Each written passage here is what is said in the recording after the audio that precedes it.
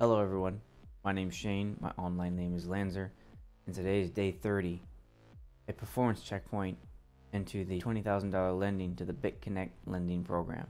Days 1 and 2 showed me investing the $20,000 principal and the subsequent start to finish from payout to deposit into a bank account as proof of concept.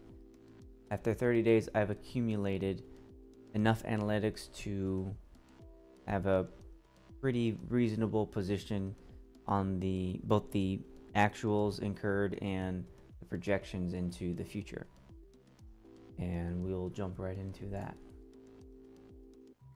So as you can see, been pretty busy, pretty active with total amount earned on the investments.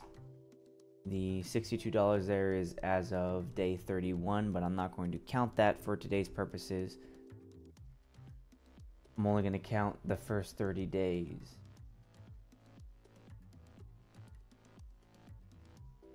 So we'll jump right into the transactions.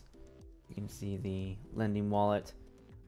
As you can see here, there's been a daily payout as per advertised, but we'll get into the nitty-gritty of what that percentage is versus what percentage was advertised.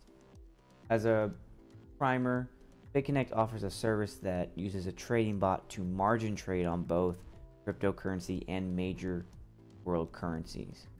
The details of that are, so far as I can tell, proprietary and not released. As I mentioned in my first video, I am giving no recommendation to anything right now until that 120-day mark. As of right now, I am silent on what I'm recommending. I'm only going to show what is projected to be recommended. As for the referral program, there's been a lot of emphasis on the referral program, but I have not accrued nor have I sought any referrals whatsoever.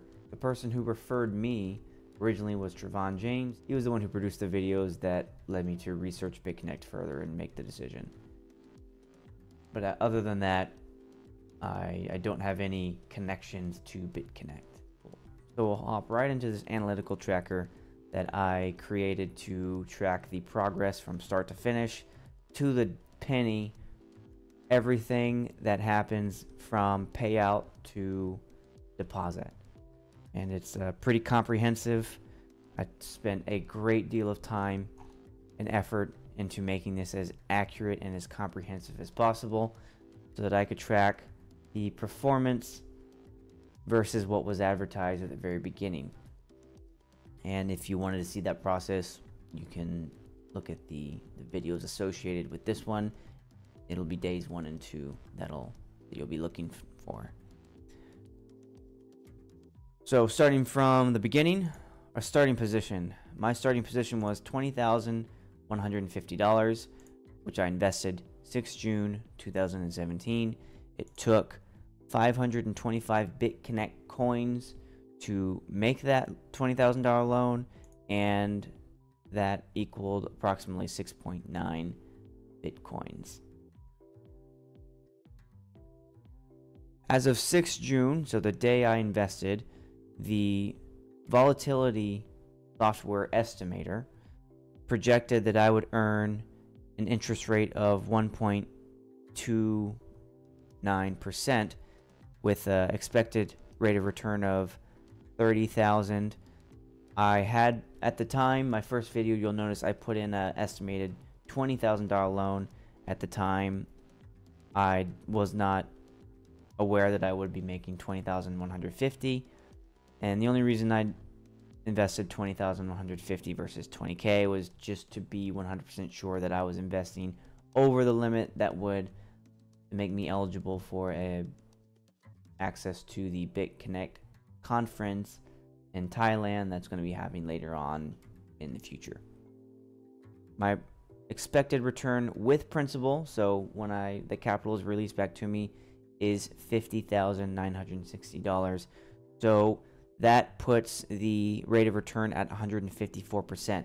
These returns were calculated at a 30-day average, which at the time was the furthest reaching average you could use. As of today, when I looked at it again, I noticed that they now have a 6-month average, which I noted here in the comments of this sell. So 30 days later, the return on investment is now projected on their website with 126%. And I'll use the 6-month average here because it's virtually the same for the 30-day. And already you can tell that the advertised rate of return when I first invested versus what they're quoting now is almost 30% difference, which is significant. And I'll show you how exactly those numbers have come to be realized. So just very interesting thing to note right off the bat. Recommendation, I'm going to leave this until the very end. It is a projected recommendation. I am not issuing any sort of recommendation until that 120-day mark. But I thought it reasonable to track what my overall thoughts were as we progressed, and you can start to see here where I would lean if I were to make a decision, or if I was in a position to make a decision at the 120-day mark. So now that we've gone through the starting position, let's go through the actuals to date. We'll start first here with the graphs. You can see that it started out really strong, and then the moving average here, which is the blue line, started dipping down more into the middle, where now it's finally just below 150%. But the payouts moving average of the blue line, which is now under $150. So you can see there's a bunch of highs, there's a bunch of lows. Moving over here to the next graph, the projected rate of return started above 200%, and that was due to the very high payouts in the beginning. Here you can see the corresponding payouts above 400. But as you can see, the projected rate of return has steadily declined until now it's under just above 100%, and the average daily interest has declined in tandem. Let's move up here to the actuals to date. I've accrued 30 days of interest with 90 days left to go, 120-day term length, which means that at the end of 120 days, this principal of $20,000 will be deposited back into my lending account, just like it would have been a daily payout. I've seen a video of that and someone else who had their capital released, and it looked just like a payout, but it was just the entirety of their principal, and then the loan was exhausted at that point. The general transfer process is paid in United States dollars, which is the payout. It then must be converted into BitConnect coin. From there, converted into Bitcoin, and then finally back into United States dollars, where you can transfer it to your bank account, and it can be used as general purchases. As of today, the total interest payout has been $6,700. The highest has been $411 payout, with the lowest of $50 and an average of $226 payout. Total exchanged for Bitcoin has been 2.5 Bitcoins, and the average is 0.31 exchanged for Bitcoin. The average exchange rate for Bitcoin has generally been $2,600, and with an exchange rate of 0.022. $6,400 total has been exchanged to United States dollars here, and you'll notice that it's the same amount here as the net return. It calculates the same thing, but I needed to call it out different because of the average exchange being $900 per deposit. And that is generally with a deposit every 5 days as of right now. Total difference from payout to bank deposit is $300. So from payout in US dollars to deposit into the bank account in United States dollars, the total loss per se there, the difference is $300 with an average difference of $46. This was a point that came up later towards the end of my calculations that I noticed, and when we dive into the ledger, then you'll see how and why. Average interest rate with the 0.25% base is, it's right now sitting at 1.12%. And you can see there in the comment box that steady decline. I calculated that 1.29, which was the advertised rate, would be satisfactory. It would be green. Yellow, which is a concern, is anywhere from 1.29 to 1%, and then anything under a daily interest rate of 1%, I decided would be a red flag to me. Highest interest rate accrued with the 0.25% base, and again, that 2.25% base is a guaranteed return, a daily return, due to the amount loaned being above $10,000. That's in accordance with the BitConnect website, and so far that has been realized. The highest interest rate with the 0.25% base is 2%. Lowest is 0.25%. And the average is 0.87%. Total fees incurred is about $127. That is from up here, from payout to deposit in the bank account. I have lost $120 to fees, which is an average of $18 every time I go from payout to bank deposit. The average total fee rate is 1.96%, and I make the judgment call that anything above 5% would be a yellow flag to me. My gross return on investment is $6,500, and where the rubber meets the road, the net return on investment, which is everything minus fees, the amount that actually hits my bank account for use, is $6,400, or 32% of my principal. Projections, which are based on the averages being consistent until capital release. Projected payout of $20,000, a break-even day of $89 gross, but actually hitting my bank account $97. Accruing 28 bitcoins worth $74,000 at the going rate of 2,600. Projected average interest rate with the 0.25% base is just over 100%. And I made the judgment call that if I received anything less than double my investment, that to me would be a red flag. Highest interest rate projected of 183%. Lowest of 22%, with an average rate of return of 78%.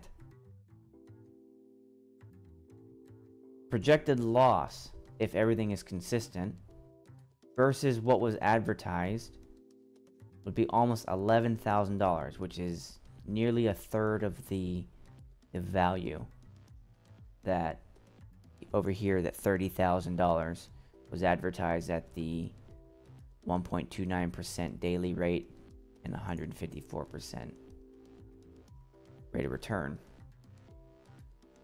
So a third of the value to me is a concern, but if it dips below 100% here, then the projected recommendation here at the left will most likely slide at serious risk of not being recommended. Projected total fees are $1,600, and the rate of return gross before the minus of fees will be $20,000, with the minus of fees $19,000, just under $20,000. but for all intents and purposes, I'll say 20,000. And these green, yellow, red ranges were calculated with plus or minus a third of the value. So if I lost a third of the projected value, as you can see, under $20,000 will be red. And as of right now, 30 days into the 120-day term length, I am sitting at just under a third of my value lost, which puts the rate of return here at as a red flag to me. The rate of return with the principal, however, so when after 120 days, when that $20,000 is returned to me, then I'm projected to receive $40,000 in total, which is the rate of return plus the principal. And a third of that value will be $33,000. So as of right now, it's still a concern to me, but not a red flag. So those are the bottom line up front summaries of starting position, the actuals to date, and then the projections if all the averages remain consistent until capital release. Below were the charts showing the progression, and now we're going to delve into the thing that took me the most time, which is the BitConnect lending ledger. This is the thing that fuels the entire Excel sheet. This thing documents funds from payout all the way to deposit into the bank account. I'm tracking it to the penny so that I can count for everything that I can and make these analytics as accurate as possible. Starting first here with the column A, this is the days from 1 to 120. As you can see, this is what the gross break-even date is and the net break-even date is, starting with the first payout date all the way down to the last payout date of October 4th. Everything in gray is automated and does not need human interaction. Everything in white needs or has had some sort of user input. The platform will always be BitConnect. The principal has been $20,000 and I project it to remain unchanged. I will not be utilizing compounding interest. Payout is always projected to occur inside the lending wallet, and here's where the data starts. So the net amounts here you can see started out very strong at $411, equaling 2%, which is why the projected rate of return started off so high and had such a long way to fall down here at half value. So the red noted a significant decline in value, which was $300, dropping all the way down to $64, and then there was an increase to $200, another significant drop down to $50, a large increase to almost $400 again, and up and down, up and down. You can see here the interest rate with the corresponding bars. And the only thing to note here in the net amount column is that for some reason 2 of the days experienced amounts that didn't show in 2 decimal places. Every one showed 2 decimal places with the exception of 3 days, 241.8, 147.1, and 227.7. Now the thing to note is that, as I mentioned here, originally there was an unknown deduction of 1 penny, which for some reason corresponded with this 1 decimal place payout, and that's not what the sum was of these payouts. And as of today, early morning, 7 July, the BitConnect coin ledger showed the correct sum without the deduction. I'm not really sure how or why that happened, and it seemed to have occurred here as well, and down here at the 30-day mark yet again. And I identified primarily because it's 227.7, which it makes it calculates it as 227.70, but when Bitcoin actually does the math on the website, it makes it appear like it's 227.69. I don't know why. Not really sure what's going on there. And another anomaly is same thing happened here on the 22-day mark. However, as you can see, there was no 1 decimal place. So I don't understand what this anomaly is or why it's occurring, and it seems to throw off the balance, the original balance exchanged into the BitConnect wallet by 1 penny. So I've accounted for that. Back over here, the average interest rate began at a whopping 2%, and now it's half value at 1%. Same thing, return on investment. The projected was almost 250%, which you'll notice is almost 100% over the rate of return that was advertised. So the actual projected rate of return starting at day 1 and day 2 was almost 250%. But as you see, it quickly declined to now it's at 100%, just over double the principal. Now, I started tracking this column here because I wanted to know, without that guarantee of 0.25%, I wanted to know how efficient this trading bot was trading. So it only accounts for the volatility software here, which is minus the 0.25%. And I found it very interesting that not one, but 1, 2, 3, 4, 5 days were nearly 0%. Or the only reason I received any real interest on these corresponding days was because of the 0.25% guarantee base. The volatility software itself, on 5 occasions, nearly failed, and in 2 cases failed completely with the 0%. So that trading bot on 5 separate occasions did so poorly that it netted almost nothing in return. And I'm not going to hold this column in any sort of actionable metric. You won't see it calculated here in the net return because the actual interest rate should include the 0.25%, which was quoted, and that's part of the arrangement.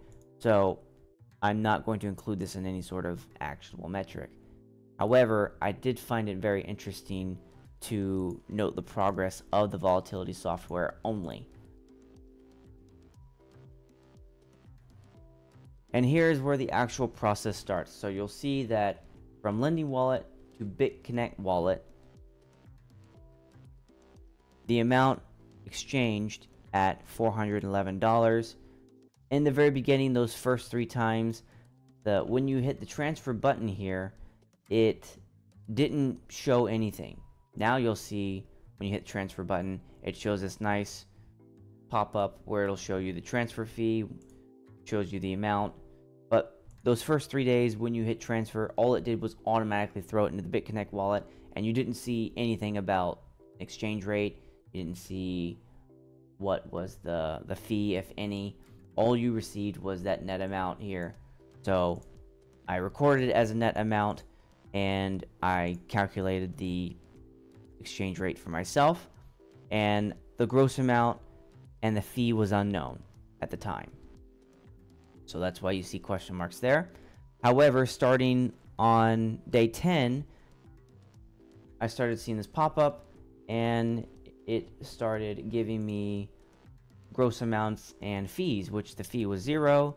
So as you can see here, fee was shown for the first time, which was 0, and I could correctly calculate a gross and net amount from the exchange and the exchange rate. So from lending wallet to BitConnect coin wallet, here's the net amount that I can use. And that's where you'll see here in the BitConnect wallet, this ledger.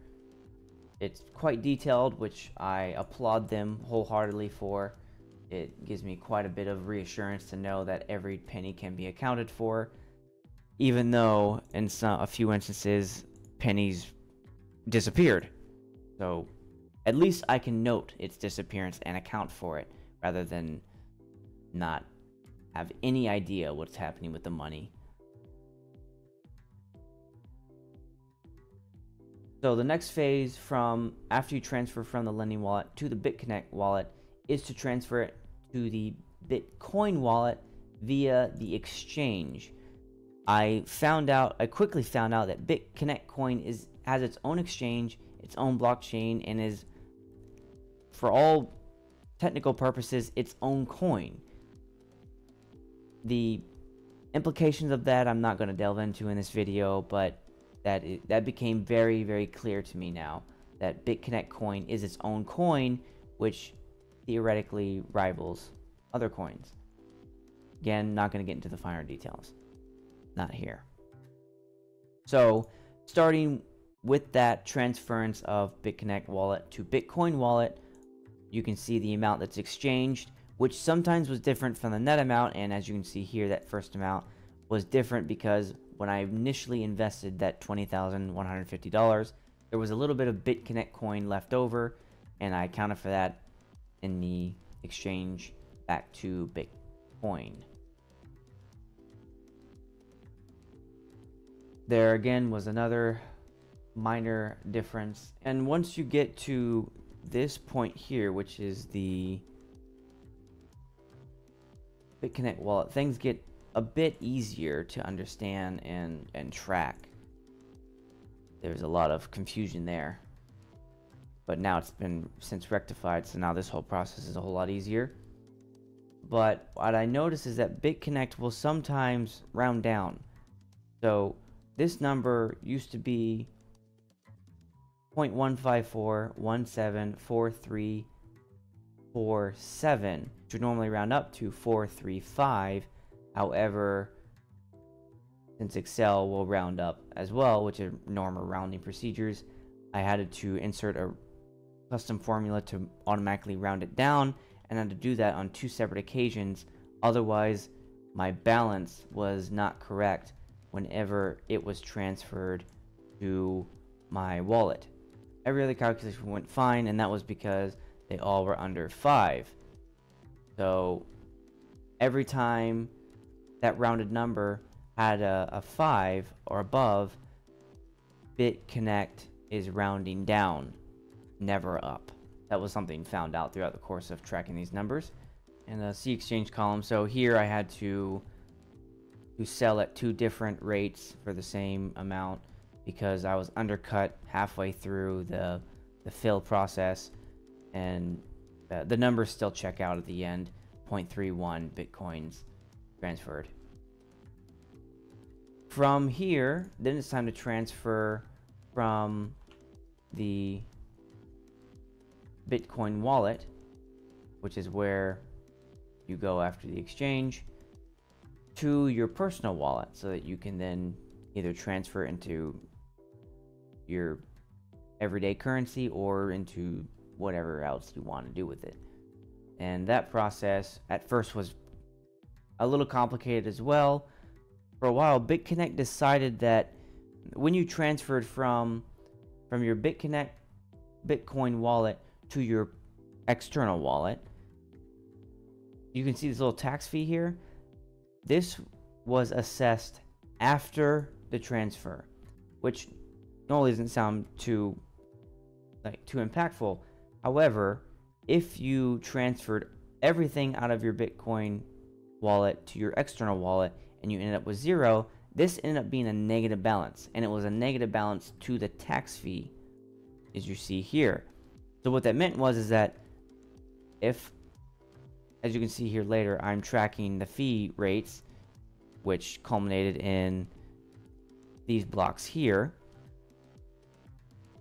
When it came to understanding how much fee I was incurring every transaction from start to finish, I couldn't use this fee here to track this fee because it was assessed after this amount was transferred into my external wallet. So what that meant was that when calculating the fee rate, couldn't calculate it at the same time. So when the next inbound payment came into your BitConnect Bitcoin wallet from your BitConnect wallet, it automatically deducted the negative balance, which is what you see here in this formula. My net amount, my net transfer rate, minus the fee from the previous transfer gave me my transferable amount of 0.37598,407. And then when I was calculating my fees, I would not calculate the fee in AL6 here. I calculated the fee in AL2 instead. It, again, in the grand scheme of things, it wasn't a huge deal, but it was a little odd that BitConnect was assessing a tax fee after the transfer and not as a part of what it has been doing this entire time, which was assessing fee before the net amount. Fortunately, when I went to day 21, day 21's transfer, it was fixed, and a stable fee of 0.0007 was assessed as it was transferred. That way the true net amount was given to your external wallet, and no other consideration had to be made after that point. There was again another random unknown deduction of 0.000001. Reasons unknown. Seem to be some random occurrences of that, but okay.